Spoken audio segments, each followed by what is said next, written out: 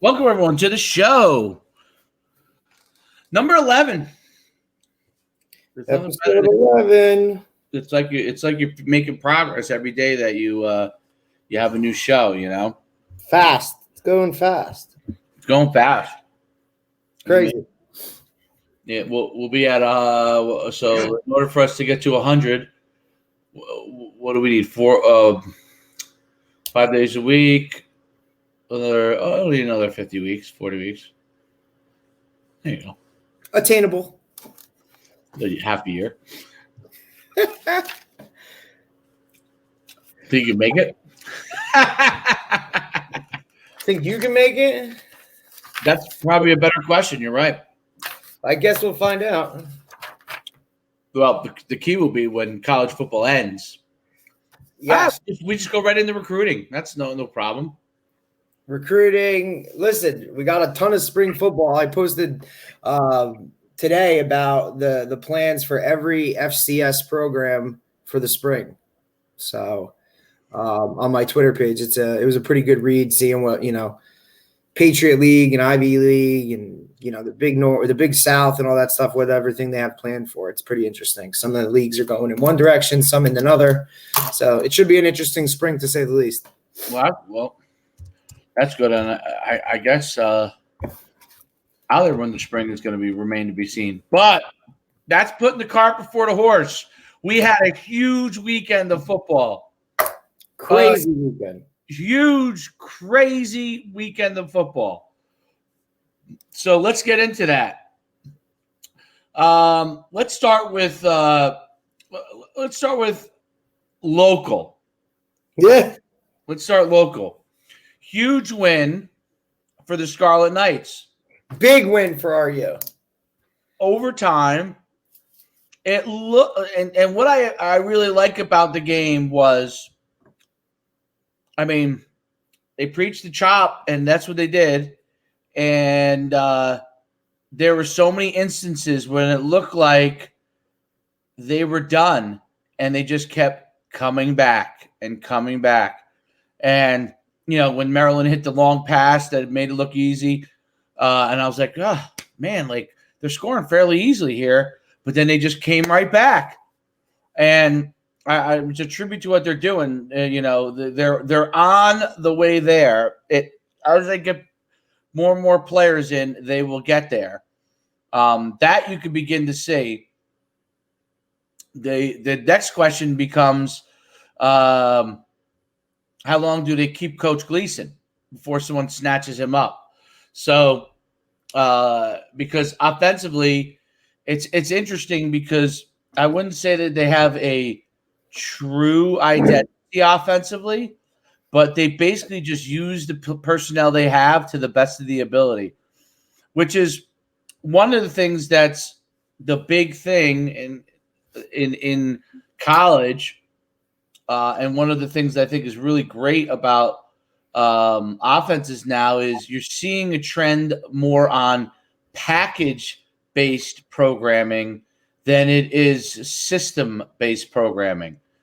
So what I mean is, let's say a group of players are in, we're running these 5 or 6 plays between runs, passes, play action, screen, RPOs. These are the 5 or 6 plays we run when these people are in. And then you have set-based packaging where we're in this set and this is what we're going to do. These are the 4 or 5 plays. And it becomes very difficult. And you see it with Alabama, they do the same thing. And so you're kind of, every time a new group comes in or a new set comes in, and you have to be prepared for that. And I think Rutgers did a pretty good job of that with the quarterback going down early on, and playing both Arthur and Johnny Langan. And obviously a tribute as well to the Maryland third-string quarterback, who's a walk-on, came and played great for them. So it was just a great game. Rutgers pulled it out in the end. And I think it's one of those things, they just stuck to their plan better, and didn't get penalties, and that ended up winning for them. I think it's a huge win for the program in general. I think it's like I said, I think it's what we would call a program win over a team that's, Maryland is kind of right in our backyard. So I think that's a big thing. Like you said, it wasn't anything pretty by any means, but it showed that the culture is in place and it's going to continue to grow as far as the way they won the game with, just continuing the process, didn't allow big plays or negative plays to affect them. They just kind of kept rolling with it. I liked what you said about the packages and the system type of thing is like they're utilizing what they have right now. They know what they're going to need or what they would want in certain players in the future. That'll come down to recruiting and going forward. But they're doing a hell of a job right now with what they have to work with. But like you said, man, I think it's going to be tough to keep Gleason. He's an offensive mastermind and he's young, upcoming. You know what I mean? Like it's going to be tough to keep him. But if he wants to stay, man, and ride this thing out, I think it could be pretty good for RU. Yeah, I mean, I think he's going to be there for a little while, but you'll start to if they keep. Obviously, if they keep progressing the way that they are, we're assuming that they're going to keep progressing the way they are, which all signs indicate that that's going to be the case. Then, each year, probably maybe not this year, but next year, you're going to start to, is he going? People will start to pursue somebody. So, I mean, he's on the Broyles Award list already. You know what I mean? As one of the top assistants in the country. So he's got it there. It's just a matter of what's going to happen going forward. Right. And I remember Shiano when he came in, when he spoke with all the high school coaches. This was right before COVID. I saw him speak 2 or 3 times at clinic. Definitely 2 times at clinics. Maybe I saw him speak a 3rd time. Anyway, at the AFCA meeting. I mean NJFCA meeting. So the theme kept set. His theme kind of was like he's back here to build it for a long-term foundation, and also kind of implied that I'm not looking to be the head coach of Rutgers for the next 25 years of my career. I almost got the feel like he's going to build it so it's on strong foundation that I guess hopefully somebody internal can then take it over and ride it into the next generation. Now, whether that's 5 years, 10 years, 15 years, I don't, who knows? And always stepping away, especially if you have a successful thing, is always harder than coaches like to say that they want to do that, and then it comes to the point where time to do it, and then you think about what are you going to go do? But that was definitely the impression that I got, that his goal was to build it so they get to the unfinished business that they didn't get to last time, make it successful, make it sustainable, and then at some point, he relinquishes it to somebody. I'm assuming his goal would be somebody internal.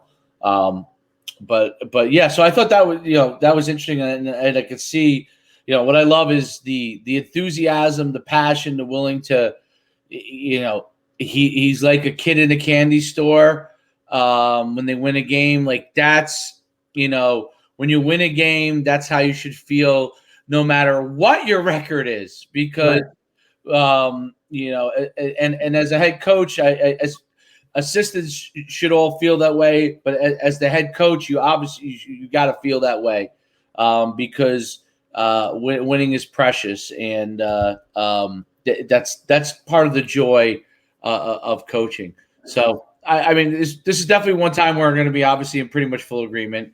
But it was a great game to watch. It was actually a great game. Like you see, Maryland has also some of the pieces.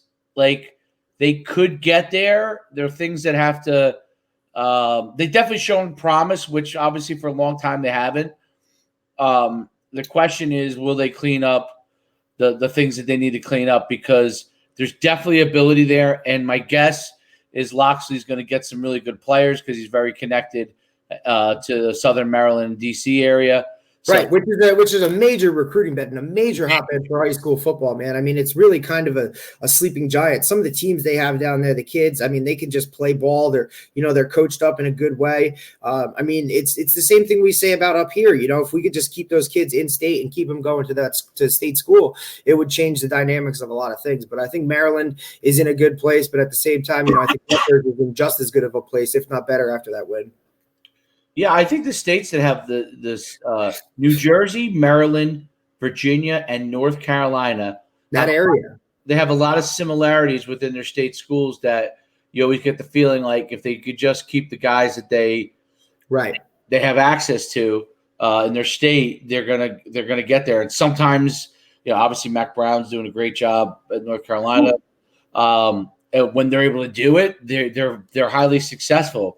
Right, when they're on their own. But it's an odd dynamic in each of those states that they support their state institution, but they all have this a wait and see approach. Right. And as that people, if Loxley can work that away, as Shiano, who already did that once, continue to work that away. There's a lot of success to be had, and I think it's already shown that Rutgers could play with everybody, even without getting all those guys yet in the next classes. Right. They just got to learn how to win, how to finish. Right. And they finished that game. I got to give the kicker a lot of credit. Woo! The Michigan game, he missed the field goal that could have won the game. Right. Back here in the same situation and buried it. So he got better. He got better, and that's also a tribute to having the right kind of approach to it. Right. Cool. To him. All right. Next up, now I guess we'll go to the really kind of crazy game, which was Florida LSU, where Florida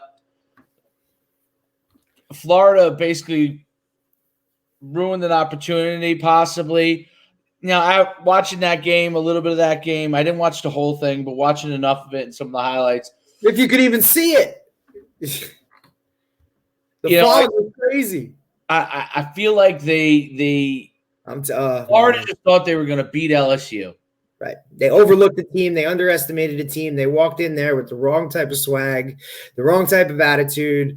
It was kind of one of those things where it looked like, they were, like you said, they were walking in there thinking, we got this. We're good. We're already in the SEC championship game. This is just, whatever. LSU's coming to our place. We'll take care of it. And then before you know it, they're in a dogfight. And they had to kind of dial it up. And then, sometimes individuals just make plays that you just don't understand what they're doing, whether they get lost in the moment, whether it's just, something that, takes over, but, a certain individual, man, can cost you, and unfortunately cost Florida not only a victory, but, a shot at the national championship. And Kyle Trask struggled a little bit early on, actually a good amount early on, and then that's kind of been his thing, though. He struggles early, and then turns it on. They also were missing Pitt. Yeah. So, that's also the big, even in the Maryland game, in all fairness to Maryland, they're missing their two middle linebackers. They're missing, what's his name? And they're missing Tungbailola. So, but you have to be in this year. I think you got to be able to kind of go with the flow and do the best you can with that. And we've said that over and over again, right? We've said that over and over again, that you have to kind of just go with the flow. And I think credit goes to Ed Orgeron on this. A lot of credit, because after with the process and just doing what you got to do and just, play ball. And, it's bad right now, but good things will happen as long as we do what we're supposed to do. And that's what happened. They still can't play no D, but he definitely has the, I saw somebody say that the star player that basically opted out, for them, I can't remember the name, but I think he's an NFL guy. And then they had one other player or something that, I don't know, suspended or something. almost like an addition by subtraction. And sometimes in football, you don't know the dynamics of what's going on. And sometimes one of the better players, look, if the better players are 100% behind you and supportive of everything, obviously you're in golden shape. And that's what Alabama has all the time. But if one is not on board and you're kind of struggling to get them on board, it does bring some of the other players down potentially. And I'm not saying that this happened in the case, but there's been a little bit of talk about something like that along those lines. Now that gets worked out, they go to I think it's Matty Johnson that was quarterback, and UCLA alum, by the way. That's Brad Johnson's son. If I'm not mistaken, I think it's Brad Johnson's son. And he comes in. Obviously, he's got pretty good pedigree with an NFL father, and played really well. I mean, played really well, and so now they went from trying to figure out the quarterback situation to do they have he's a freshman, so do they now have a guy for quite a few years to come, and do they start building off that? Do they start saying this is our launching point for 2021, like we're playing to get ourselves ready for 2021. Right. We need positive things. And I think that that's how LSU approached LSU approached the Florida game. Florida was approaching it. The other thing, ultimately, like you said, I think they had a different approach to that game. They have internally opted to ban themselves from this year's bowl season. And so they knew that this was kind of their last game. Yeah. Oddity that they're probably their worst season, probably not going to get into a bowl anyway, but kind of self-sanctioned themselves, which is smart move on their part, I guess, but is what it is. Using the finding a loophole and playing with it and making it work, but right. Like I said, this was their bowl game, so they went out, they played ball, and that's just kind of how it ended up. I mean, you can't take away the fact that they still continued to make the plays and do what they had to do to win the game. The play by the Florida corner where they had him stopped, and ultimately he picks up an LSU player's cleat and chucks it downfield out of excitement or whatever it was, and then got the 15-yard penalty to give LSU the first down and ultimately kick the game-winning field goal. I mean, look, you can say what you want. It's a selfish move. It's a bonehead move. It's a dumb move. But at the same time, this is, you're talking about a kid playing college football who just made, they just made a huge stop on whatever down to basically end the game. And he just lost his head, man. He got lost in the moment and made a bonehead play. And, that'll stay with him forever. That's for damn sure, because not only did he lose a game, but he cost his team, probably, a possible shot at a national championship. But, like I said, it's a bonehead move. At the same time, LSU still had to continue that drive and kick the field goal to win the game. So, it is what it is, man. Good kudos to LSU and Coach Orgeron for continuing the process and doing what they had to do to get a huge win at the end of the season. Yeah, a lot of noise, and they just can continue to play, not worry too much about it. All right, as we're moving around, we go right over to the Army-Navy game, which less of a first of all, uniforms, we talked about it before. Phenomenal.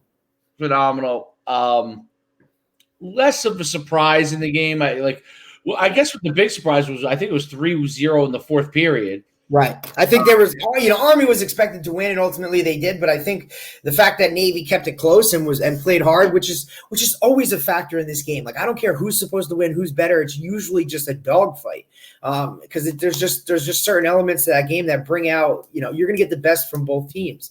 Ultimately, the team with the better, athletes is probably going to win, but it's still going to be a dogfight. So the fact that it was still 0-0, towards the end of the game or late in the game, just goes to show you what that game's all about.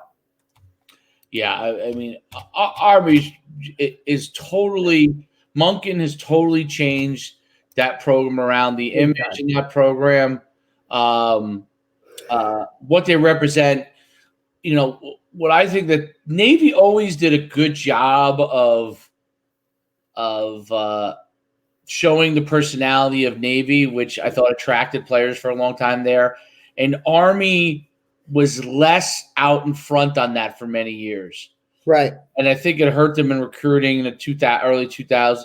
But when they got Monken in, the embracement of that uniform war, for lack of a better word, if Navy's going to have a great uniform, we're going to have a great uniform. And if Navy's going to have a message for their uniform, Army, we're going to have a better message that controls our identity as West Point and as cadets. And I think that doing that, and then their identity of running the triple option, which they both do, and do well, attracted better players to West Point. And that attraction of better players to West Point and finding the right guys for it has ultimately, now West Point is on top. Now they're the Army's the better team over Navy over the last 5 years. And it's so interesting to see that kind of turn, because forever it's been Navy. And before, but what is interesting is how everything goes in cycles, because for a long time it was Air Force was the better one. Then originally it was what's his name? Before the coach was there now, Coach Johnson came in, and then he went to Georgia Tech, but he originally first got it going in that direction, and then it carried on. But they had that for a while. Now it's shifted to Army. Army's now the top dogs of the three branches of armed forces. They're the top dogs. So it was really interesting to see how good they are. Like, they are a legit program, a top 25 program, and they do it a little bit differently. They have good speed, but they really grind things out unbelievably well, and they play unbelievable defense.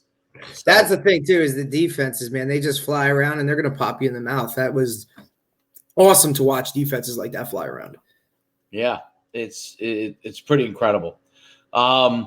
Now, you might know the result. I didn't actually look, but I know that just from hearing everything that USC came back, correct, to beat UCLA. And we had talked about that being a possible, big win for Chip Kelly and UCLA to kind of get over that hump and kind of whatever. And ultimately, USC comes back and takes it and wins it. And now, the developments from today is that USC was supposed to be playing Washington in the Pac-12 championship. And unfortunately, Washington has so many COVID cases that they can't, fully dress a roster of enough players for the game. So it will be USC Oregon in the Pac-12 championship. USC Oregon, which will be great because Cristobal is Coach Cristobal is one of the guys that are on the market as we talk about the next couple. We're gonna have to touch on that a little bit. I'll tell you that much. There's some crazy names that are coming up already. I think Chip Kelly. This is his third year. Third or fourth. He's on. I think they just got to keep plugging away there at UCLA because he's gonna get there. He's so close, and not all schools are like this, but in UCLA's case, worrying about what exactly the record is versus how they're playing is not yet important. If he wins, as long as he wins these games, he should. And these, he could have beat USC. He's probably going to get a signature win at some point, and that's going to be what they'll start the catalyst off of. And then when we get to next year, if he builds off of it and has the kind of team that you probably think he will have, then we know that he's in the right place. Next year, I think, will be the telltale, because this year is the year where they've been close quite a few times, but they're just not quite finishing out some of those big games. Someone who did finish out a big game and finished off a head coach would be Arizona State. Crazy. Finishing off Arizona 70-7. And 70 points. That's Herm Edwards over there. Now, they haven't played as many games either, if I'm not mistaken. Arizona. No. They haven't. But ultimately, that 70-7 ends Kevin Sumlin's tenure at Arizona. Bye right away immediately. So, Arizona job opens. Who knows what name will go in there, but is Arizona a hard place to win? Rich Rod couldn't get it done. I guess so. Obviously, I mean, you think about. I look at Arizona State, and Arizona State, in my eyes, has more tradition. You can think of some guys that have come out of Arizona State and things like that. And then you look at Arizona; it's kind of never just been up to par with an Arizona State. And I think when that's like, when you have that in-state battle of two big-time Division I schools, and one is always swayed one way, I think that's a problem.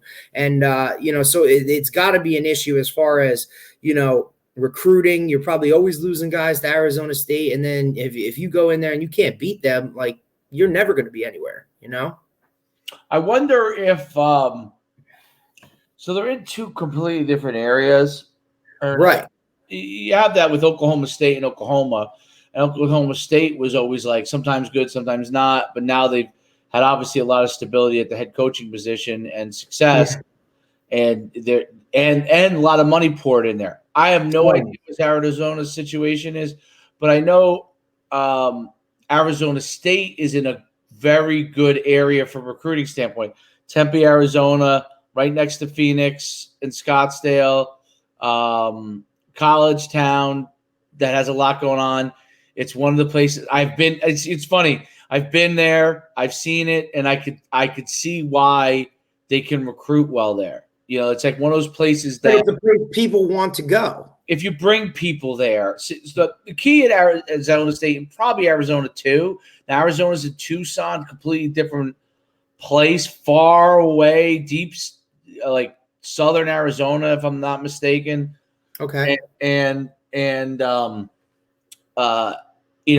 assuming a lot of the players that are going to Arizona State probably also visit Arizona, and Arizona State's area, Tempe, Scottsdale, Phoenix, has been a big boom area population-wise. And a lot of people relocating. Yep. So I do think that there may it wasn't always that way, but in the last 10 to 15 years, there may be a lot of support that has swung that way, which maybe make it, if you have, a guy like Herm Edwards, easier to recruit, easier to attract coaches. He's great. He's great. Yeah. And obviously he's a big personality too. Huge. Yeah. So, and guys want to play for him. And I think that, those things are all going in the right direction.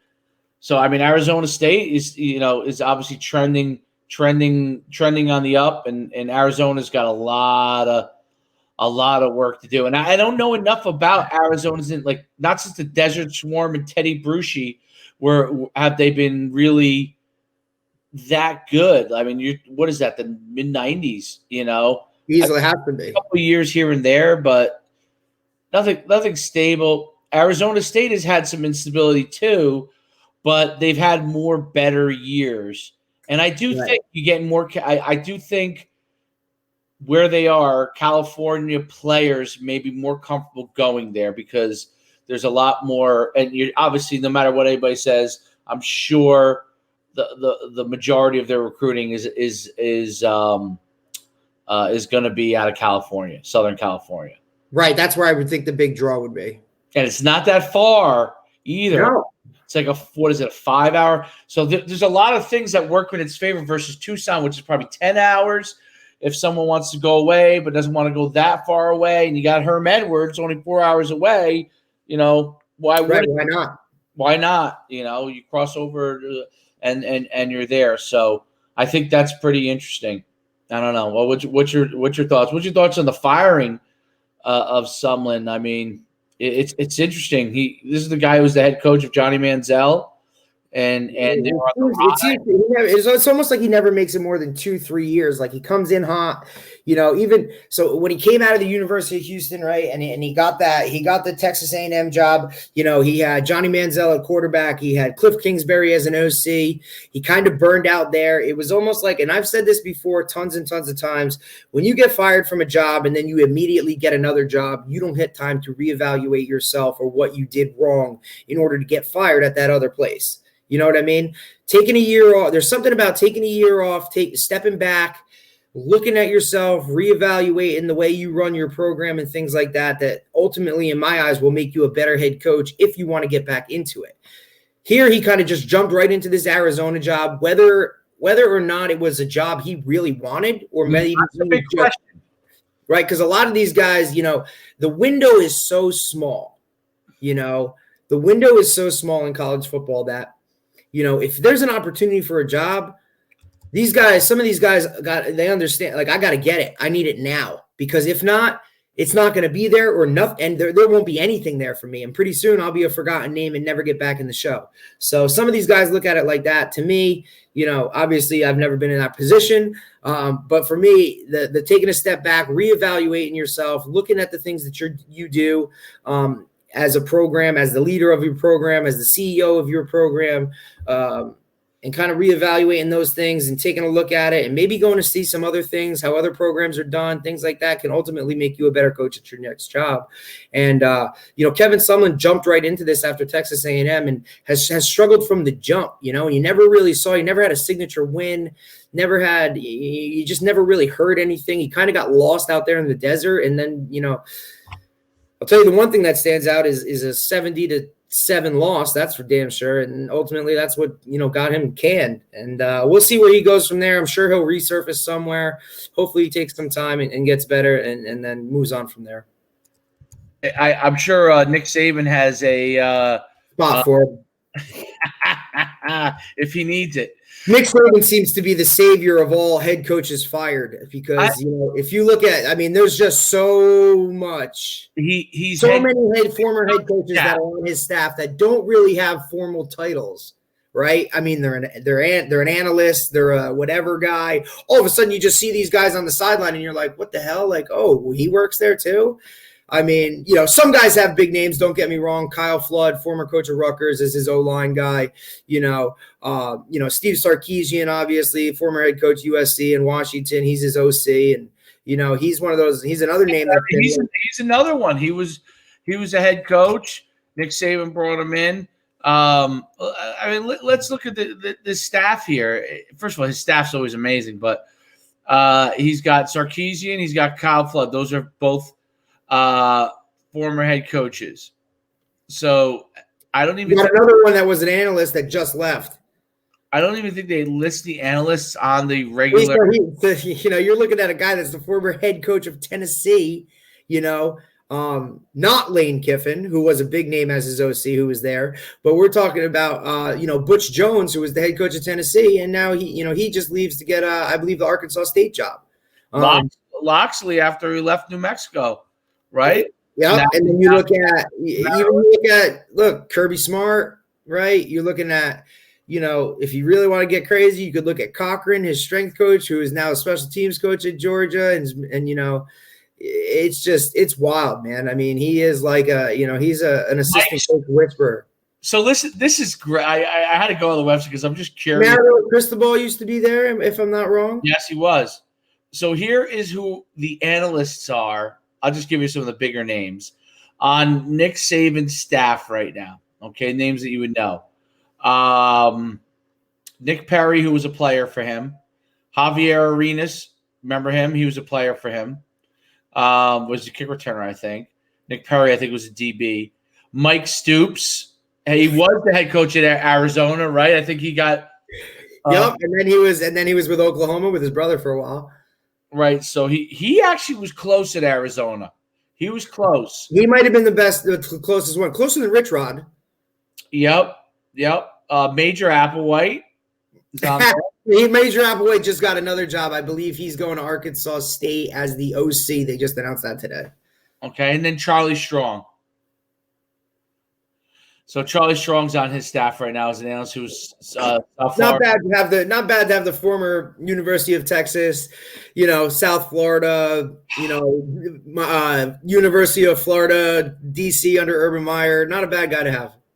Yeah, I think he covers the bases pretty darn You good. think? So and then obviously he has Sarkisian and Flood. We talked about that earlier. So I mean, just think about the guys that he can Rich get richer off of. I mean, can you imagine that meeting room? Yeah, that's got to be pretty amazing.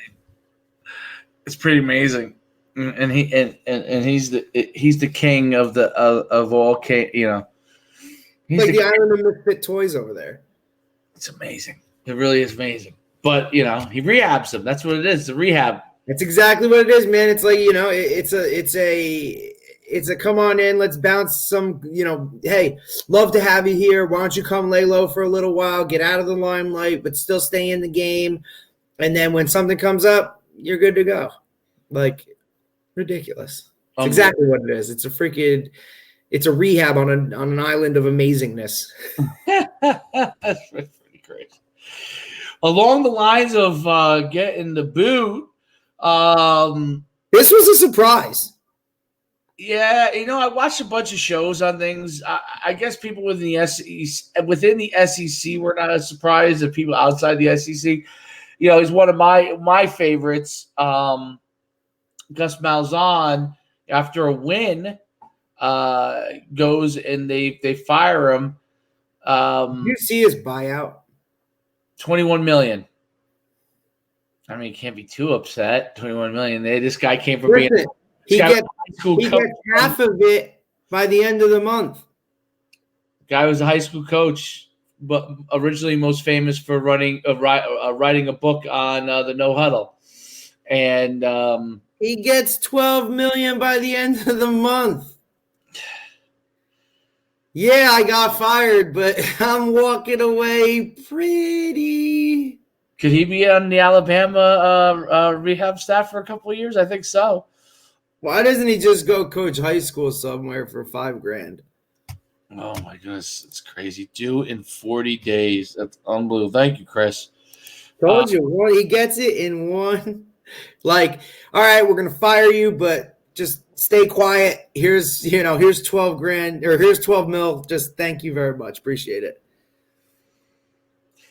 In 8 years, he has one of the best records of all time win-loss percentage at Auburn.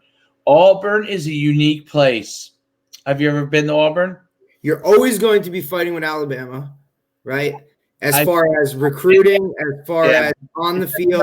Place, but it's different than Alabama. It's SEC country, you know what I mean? It's all about football. If you don't go in there and do what you're supposed to do, you're not going to be there very long.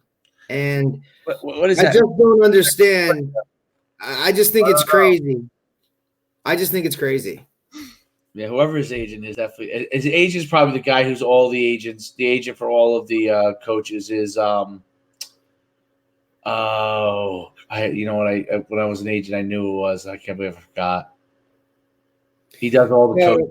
But anyway, some of the names that have been linked is the biggest one I see is Hugh Freeze from Liberty right now.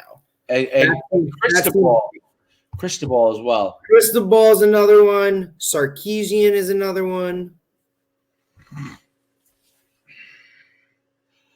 Sarkisian. Rumors of Kiffin leaving Mississippi to Auburn, leaving Ole Miss and going there. That's like a crazy one. I thought Malzahn was a pretty good fit at the time because he was a little different. He was it ran a little bit of a different system, which took some time for the SEC to adapt to. It's kind of like a gun wing T-based system with a lot of QB running originally, and then that took time for people to adapt to his system. And then he was always able to get good running backs. I don't know if they had that this year. And they always had a great D-line. Always. Their D-line is loaded. I I think he was a good recruiter, definitely. But good recruiting is relative, and that's what's interesting. I saw a stat that was like he was never lower than 12th in the ratings for recruiting, and was consistent around like between 6 and 8. But who's ahead of him? Alabama, Georgia, maybe Texas A&M, those kind of teams. So you got to play those teams that are ahead of you. So even though you're ahead of everybody else, you're not ahead of them. Tough spot to be in. Auburn's a tough spot. I think that they feel like I don't know if they do or they don't. I don't think they invest on the same level that Alabama does. I don't think anyone does. Yeah, but they want to be where Alabama is. And, you go back to the history, Bo Jackson, their head coach, Pat Dye, was a legend. And they believe that they should be in the hunt every single year. So I think that job is a difficult job because of Nick Saban being there at Alabama, expectations to be at the same level or at least close to the same level year in and year out, and losing maybe the top recruits in your state and the surrounding states to your neighbor in a lot of cases can be very, very difficult to win the games you need to, So, look, obviously someone's going to come in there. If he's good, he'll do well. But The question is, the goal is, I'm assuming, to unseat Nick Saban. That's the goal. So if their goal is to unseat Nick Saban, they're going to have to really make a hire, and they have $21 million that they're a little bit lighter to do all that. Yeah, and I see names like Josh Heupel at UCF. I see him linked to it. Bill Napier, who's has a good record and could change some things up, but I don't know, man. I just feel like at Auburn, you got to make a big hire. You need a big name in there. You need someone who's going to make a splash, and people are going to be like, wow. Like a Lincoln Riley from Oklahoma, maybe. Something. You need something. Gus was not a huge name, and especially with Gene Chizik having won a national championship a few years earlier. But he was. I knew that he would be pretty good because he runs a good system and he's innovative. And that's the thing. He's going to use his athletes to the best of his ability, but he's going to still run his system. Right, but could he get – he was so close. I guess, the year that was like when the kick six when they beat Alabama. The walk-off. And that year they beat Alabama, I think, and Georgia, who was 1-2 or something like that. It was basically a situation where they really could have gotten to that next level, but then they lost the SEC championship game, got killed in that game. Yeah, and then it was lost the bowl game, and he still had some good years, but that was like they were there and they just couldn't quite get over to that next level, which everyone was hoping they were at when they won games. And from that point forward, they were always so good, but they could never make that jump. Right, the big splash. And that's the Auburn, and that's what those fans expect. That's what those people expect. So, you got to do it. If you don't, like you said, you'll be gone. And, it just goes to show you they don't care how much it costs. They're going to get the right person in that situation to win. Because if you're paying $21 million to get rid of somebody, you care. Who was good. Who was very good. So it's not any of these programs right now that are looking for a head coach would you get in the building. You have to interview him. That's, to me, it'd be you're crazy not to interview him unless he says straight up, "Look, I'm not going to Arizona." Right? Well, you know what? $21 million. Would you go? That's a bigger question. Would you go coach the next year or just wait for the right situation? Wait a couple of years. I don't know. Well, depends. What's in the bank? Does money matter? Like some of these guys, money don't matter. I think for us to say that it's whatever, but these guys are on a whole different level, man. He's an offense. He's kind of like a mad scientist offensively, or was thought of that way, at least in the beginning. Right. Well, that's the appearance and how he carries himself as well. Something the way, he's got the sweater vest on, the glasses, you know what I'm saying? He's always writing something down, walking around. I mean, right. He's walking around with a clipboard, you know what I mean? Like it's what it is. Right. I think that it's he's a high school coach and a teacher. If you really break it down, that's who he was for 20 years, right? So, but I think what's interesting is that if he wanted, whenever he's ready, he's gonna get he's gonna get a real. I think, to be honest, he could be a coordinator in the NFL. He'd have to adapt his offense and change things like that. I think he could possibly do that, but. Now you're talking whole different type of systems, whole different type of game. Would his stuff adapt there? You know what I'm saying? It would be interesting to see. Can you name the quarterback that Gus Malzahn had coming out of high school that went with him to Arkansas? He went to USC and never did anything. What was his name? Oh. I can't remember his name. He was the number one quarterback in the country. Oh, man, I can't believe I can't remember his name. Me neither, because I watched the Mandarich. No, that was the lineman. He was the head coach at Springdale High School. Right, and this kid played for him. He was a freak. Mitch Mustaine. Yes. And then he went out to USC and did nothing. He when he was with Gus, obviously that first year at Arkansas, Gus was his coach. Right, and then something went down. Well, and then Mitch Mustaine, I think you're right, he did talk about it. He did some stuff that he shouldn't have done, but when I think part of it was he was really tied to Gus Malzahn. Right.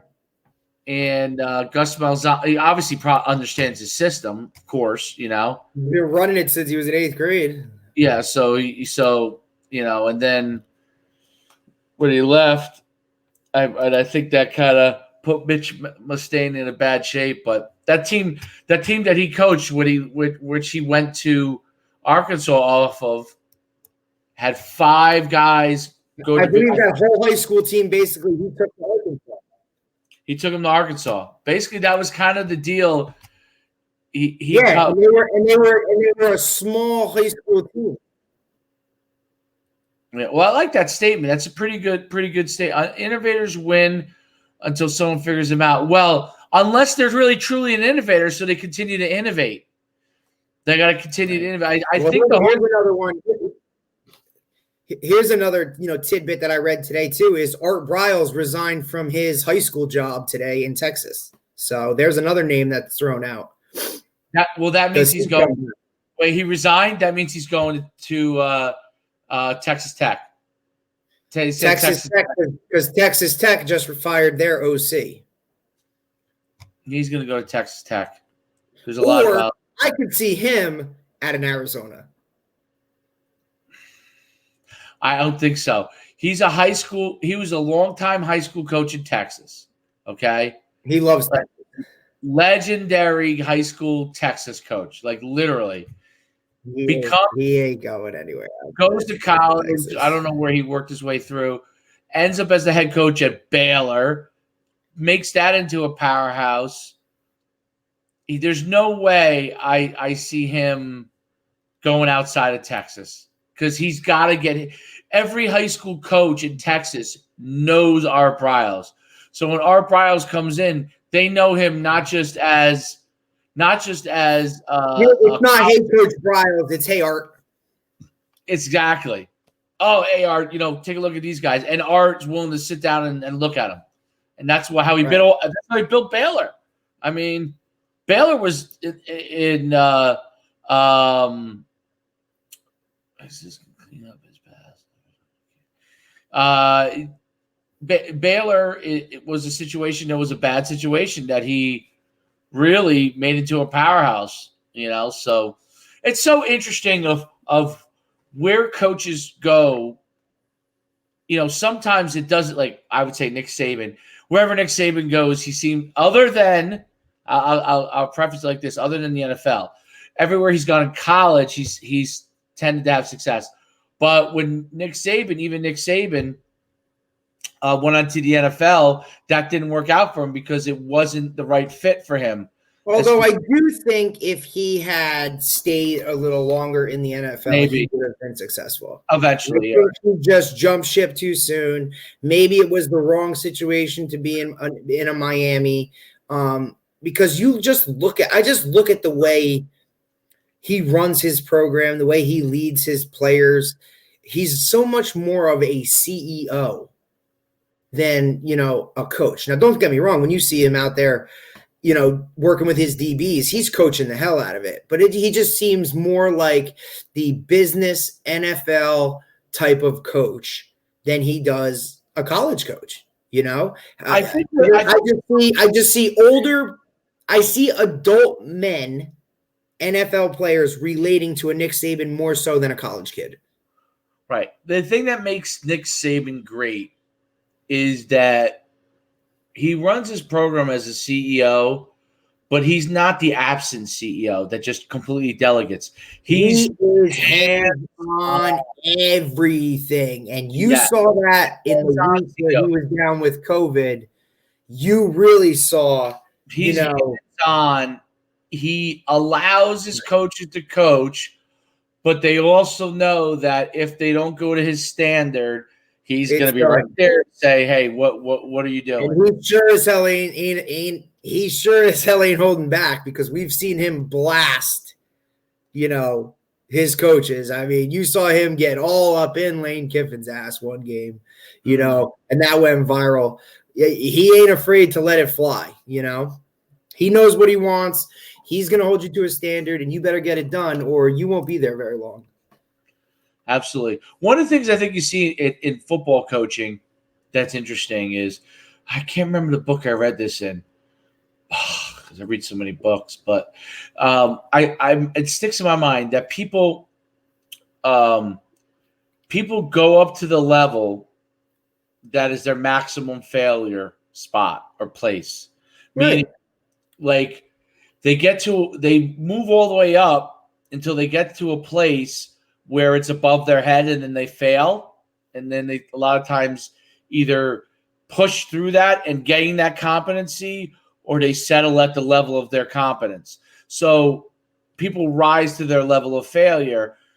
Why I use Nick Saban as a good example is Nick Saban is one of the few people that went to what he would would go to what people would say was your level of failure, and recognize that place was not for him.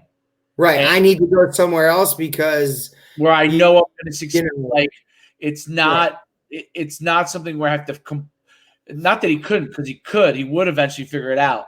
But he's like, I got this figured out, and I think I can become great at this thing that I have figured out. And I don't need to push above what is my current level of competence to try to figure that out.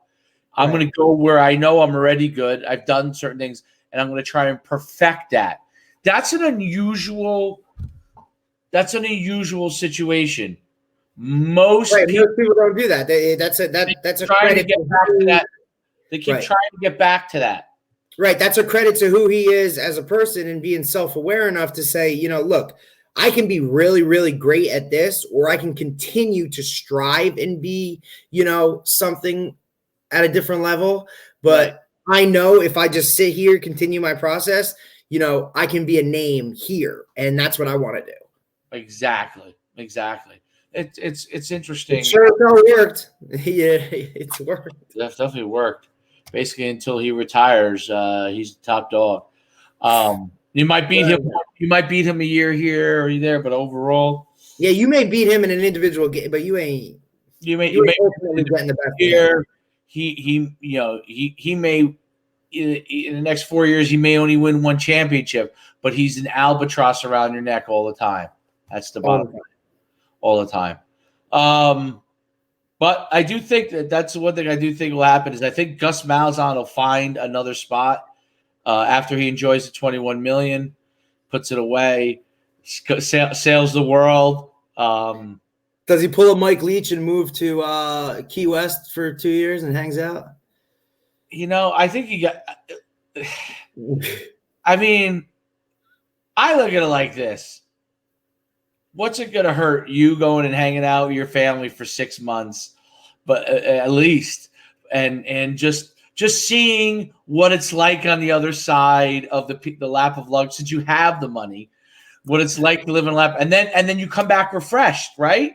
And it's like what we said a lot of this year with COVID shutdowns and things like that it's given a lot of coaches and people time to kind of take a step back, slow down, reevaluate a lot of things. And we saw a lot of coaches walk away from it. Like, you know what? I don't need it. I'm enjoying this time away, I hope he does it just for his sake, probably for his wife's sake, or maybe not. I don't know, Nick Saban, right? If it did actually happen to Nick Saban, she would probably send them back to work. Oh, Miss Terry be like, goodbye. Yeah. I just like how he calls her Miss Terry. That's the best. Well, I just love that all the kids and the players respect that. I just like when that relationship is there. I think it's awesome. Oh, it's amazing. It really, it's unique. It is definitely unique. So, all right. I think we cover. We talked about UCLA. Did we miss what games did we miss here? Anything? No, we hit on most of them. I'll tell you that. What went on in the NFL? I know you watched it, and I know you were parlaying and all that kind of. What went on in the NFL yesterday? Giants screwed me in every way, shape, or form. Came out, looked horrible. Played Daniel Jones. No reason, I think, to play him. Coming off 2 weeks with a freaking hamstring injury. Looked horrible. Ultimately gave up 5 sacks to one guy in a single game. Ridiculous.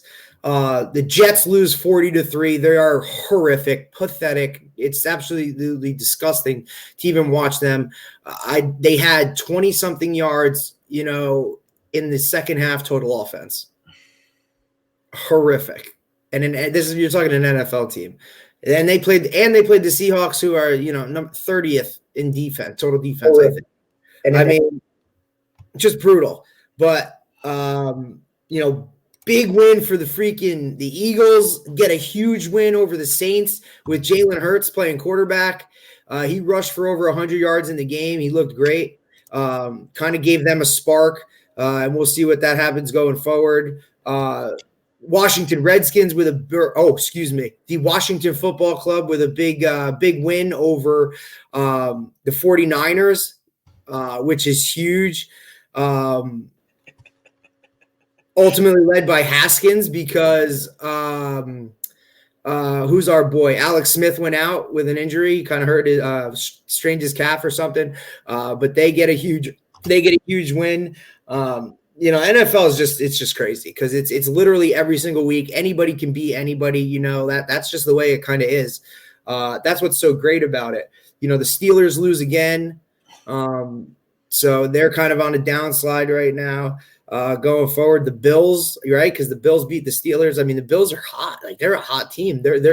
It's the first time that the Patriots won't win the AFC East, and I don't even know how long, which is crazy, So NFL Sunday, man, just a classic NFL Sunday going forward. Tonight, you got a great game too in Cleveland and Baltimore. Should be a really good game. To see if the Ravens can get their stuff right as far as throwing the ball. Lamar Jackson's always got his feet and whatnot, but if they can push the ball offensively, I think they'll get a W. But I'm pulling for the Browns, man. For some reason, I just like the Browns. I like Baker Mayfield. I think he's a nice little character in the NFL that works. And they haven't won in so long, you know what I'm saying, on a steady basis. I think it's cool to see that. And I love Nick Chubb. I think he's a great running back. So we'll see tonight. Should be a good game. How about them Cowboys? Obviously, I left them out for a reason because they beat the Bengals, but go Cowboys. They actually have an opportunity, my friend, because their 3 remaining games are possibly all winnable games for them. So they could. Dude, the NFC East is just an absolute mess. They could get in, is what you're saying. You're saying there's a chance. I'm saying that another thing in regards to, we want to talk about the Washington Football Club. The Cleveland Indians of Major League Baseball will be changing their name and mascot by 2022. So 2020 year of COVID, there we go. We lose another mascot and another team. The Cleveland Indians, been around since 1914, will go away. Yeah, it's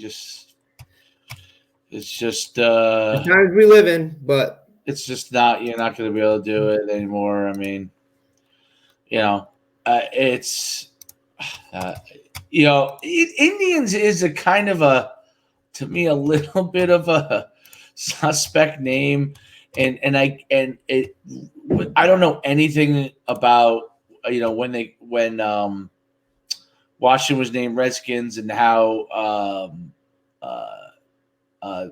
the American Indians feel about it.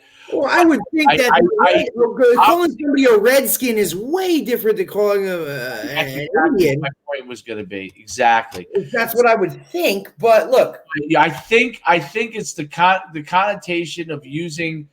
First, Redskins obviously is construed as racist. First of all, but 100%. Indians is because they're not like saying someone's skin color or anything. But what it is, I think, construed as is you're taking a race or ethnicity of people and you're making them into a mascot. And I think that's more of the issue there with the Cleveland Indians. And I get it. I don't want anybody offended. I don't want any of that stuff. So if that's what you got to do, go ahead and do it. I know some people are going to be pissed about it, but it is what it is. Just, Yeah. I mean, look, St. John's for a long time was the I think it's just get a good mascot name. Like St. John's was the Red Men, okay? And they obviously really? Yeah, St. John's basketball team was called the Red Men. And then they changed. I thought it was the Red Storm. Well, they are the Red Storm now, but they changed. Oh, that's the change that happened? They changed that in the 90s. When Chris Mullen played for them, they were called the St. John's Redmen. And yes, so they changed that obviously because of racial connotation with for that. And then they called it the Red Storm. And like my whole thing was like, what is the Red Storm? You know what I mean? St. John's is in New York City. Get a relevant mascot name. They were just trying to keep it on par. I get it, but they didn't put thought into it. The one thing I like about, like, people got all over to Washington for calling them the Washington football team. I actually like the fact that they said, you know what? We don't have anything right now that we like. And instead of just coming up with a mascot that we're going to have for the next 30 years that we don't like, they were willing to take the time and do. And I think Cleveland should do the same thing. Take the time and get a relevant. Well, I believe that's why they said, 2022, give themselves a whole season. I know they eliminated the use of the Chief Wahoo logo last year. So they've started the process a little bit, but, hopefully they come up with something good. I think, like Washington and the NFL will come up with something. There's been, some leaks of some stuff going on. But, it is what it is. You see a lot of high school programs that were around doing the same thing, man. I mean, they're all making, they're all making changes. And Chris, that's hilarious because, they still run out, Chief whoever in full headdress on a horse and, stabbing a spear into the center of the field. And they're there doing the chop and all this stuff. And nobody says anything. Well, so I think the difference is that they use the Seminole, which is an individualized tribe. Correct. And I don't know if one day that could go by the boards. But what I do think is that possibly it's that. Yeah, I think you're right. And I believe, like I said, I think the area itself, you know what I mean? The Seminole tribe is local. Right. Exactly. So I think the fact, they put them to them, it's not demeaning or anything like that. It's actually pumping them, up. It's putting them in a positive manner rather than, something else. Yeah, I would agree with that, and we'll see how that plays out over the years. But I think that is kind of a different scenario. The Atlanta Braves are still called the Braves, correct? Yes. Braves is also is that a honoring them more? I mean, we sing when they say "and the land of the brave" when that song came up. Is that in the home of the how's it go? I don't know if that's in the same context. Or is that of brave? That'd be a good thing to look up. Is that meaning brave people, or home of the brave meaning home of the American Indian? You know what I mean? I wouldn't think it's that because we weren't exactly a fan of the American Indian. Yeah, but it doesn't mean that the person that wrote it wasn't honoring them. Let's look it up. I'm sure there's a million things on it. That what does home of the brave means? Here we go.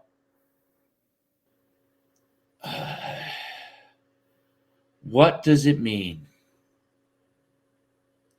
So the bravery of those who, let's see. I was always curious about that. Could be some. This question is, I don't know.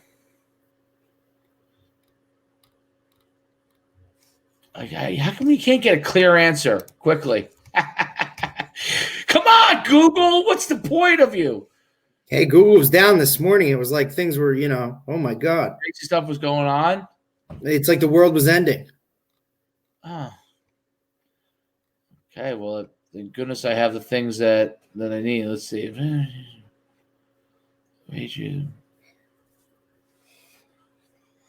What are you doing? You here? You ready for your segment in a few minutes?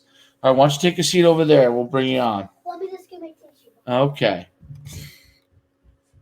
Yeah, I'm not getting a clear answer on this. Some of it says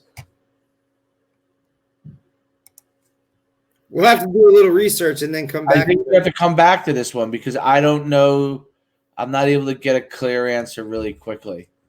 But it is not a slam dunk thing of bravery, meaning fought because of bravery. Some people say that's what it is, but it's more than just that. I'm curious myself. So, Troy, we might have a special guest again today. Coach Pascal for his. He said he wants his daily segment. He's in. What was the thing we said we were going to do this time? Troy's got a little. I thought you were going to say Christmas music. Oh, Christmas music. All right, let's wipe that. Get your chair. Okay. I'm not big on Christmas music. I don't even know anything. So somebody's going to have to. I'm just going to have to go original with it. I think we're going to have to go original with it. I guess what do we go? Top 3 Christmas songs. Or we could just take Troy's top 3 since he's the guru. All right, Troy. It's going to be a brief segment today. We'll see. I'll come up with my 3 favorites alongside you, and then we'll get back to football. All right. So Troy, you'll go first today. Oh yay! Your third rated number 3 favorite Christmas song. Number 3. Jingle bells. That's a good one. That's a good one. That's a good one. I think I'll go with Have Yourself a Merry Little Christmas. That's my 3. That's your 3? Do you Yeah. have? And you're welcome to chime in since you didn't. If you don't want to give your 3, you don't have to, Coach D. I'll keep it to myself. You can relate. So we'll cover as soon as we get to 2. We'll come back to you, Coach D. You'll be the anchor like today. Troy will be the leadoff. All right, Troy, number 2.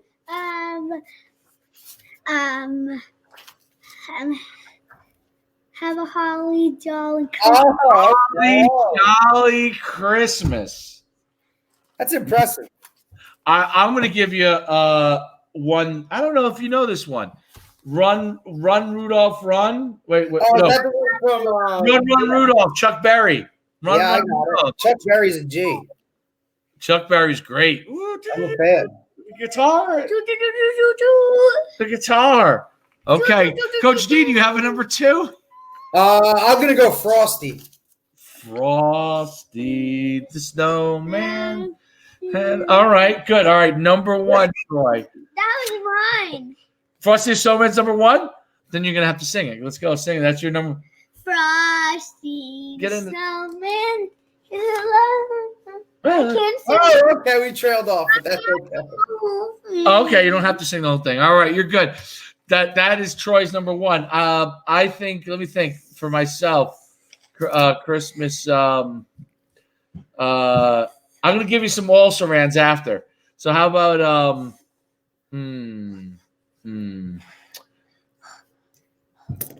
I said have yourself a merry little Christmas. What's You what? didn't do. What did I do? You didn't do. How about Grandma got run over by a reindeer? That's a great one. That's a great Remember one. that one, Troy? No. Grandma got run over by a reindeer walking home from our house Christmas Eve. You can say there's no such thing as Santa, but as for me and Grandma, we believe. All right. Silent Night. Chris came in with a legendary one. Silent Throwback. yes.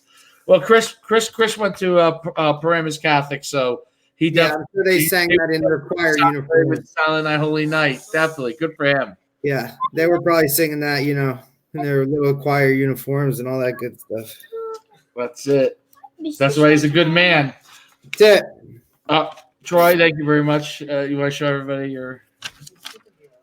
Troy is. Here he is, superhero Troy. That a boy, Troy. That's it. Oh man! All right. So, Troy, you're done. Thank you for the segment. Go up with Mom. We're gonna move on to our next segment. You're done, okay? Go with Mom, and so we can finish the show. Good. Chris is great. All right. All right. Oh, here we go. Fareed is back. Anything with Michael Bublé.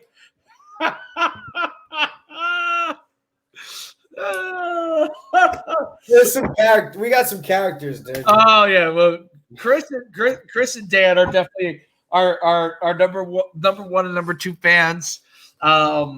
Chris leads the way. There's no doubt about it. And come in with great comments. Appreciate it. Michael Bublé is good. I'm sure Coach Farina has Michael Bublé's greatest hits alongside with his. You know what else I did like, actually? Now that I think about it, there's 2 albums, but the better one was Mariah Carey when she had. Yep, I knew you were going with that. Yeah, Mariah Carey when she was in her heyday was definitely was a fan. Definitely was a fan. I think Derek Jeter agreed with me back then too. Ruined one of his baseball seasons.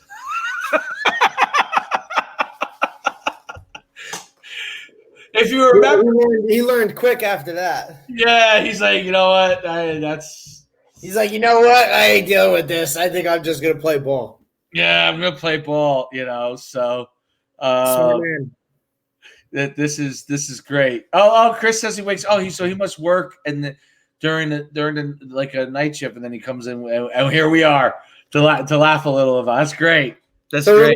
we're his morning drive radio. Morning, yeah, that's right. Morning drive radio.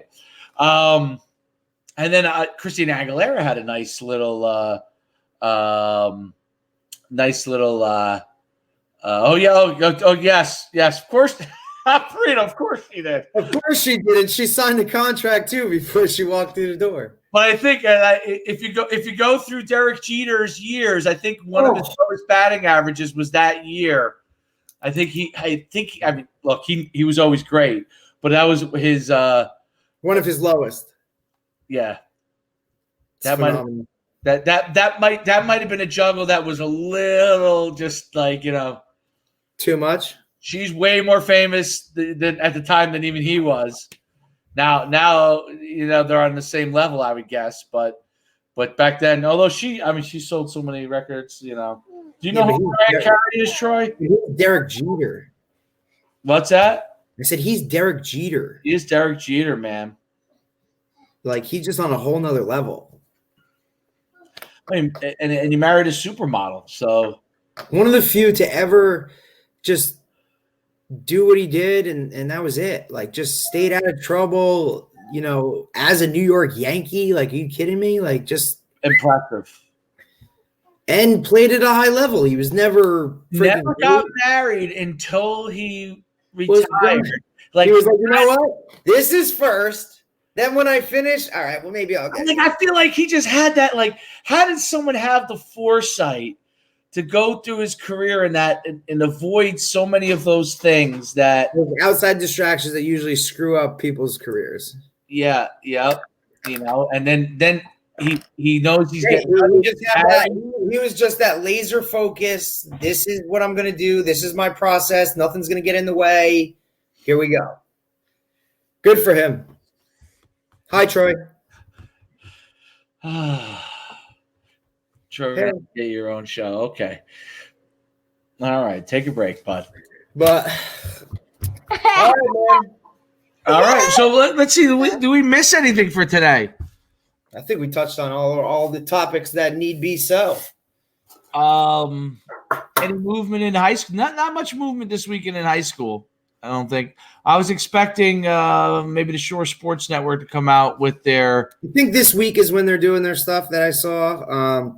I think they did I saw a tweet today, I think, about the final statistics of the Shore Conference, and I think they'll come out sometime this week with that stuff. Perfect. All right, well, we'll cover it when it comes. I think that's a good – it's amazing when an hour and a half feels like a short show. I know. It's crazy for us, but all right, boys, big one tonight. You got Baltimore and the Browns tonight. Let's see what happens. What's your pick? My heart wants to go with the Browns, but I just think for some reason Baltimore is going to be able to put it all together. But I'm going with my heart. Browns. You're going to go Browns? I believe the Browns are Who's I think the Browns are getting 3. Who's the QB for the Ravens? Lamar Jackson. No, I'm saying he's back. He's all good. I'm going Ravens. Yes. It's Baltimore -3. So I'm going Ravens. It's in Cleveland. Not that matters, but it's Cleveland. All right, man. We'll see what happens. You got it. Tomorrow. Appreciate it. Have a great day.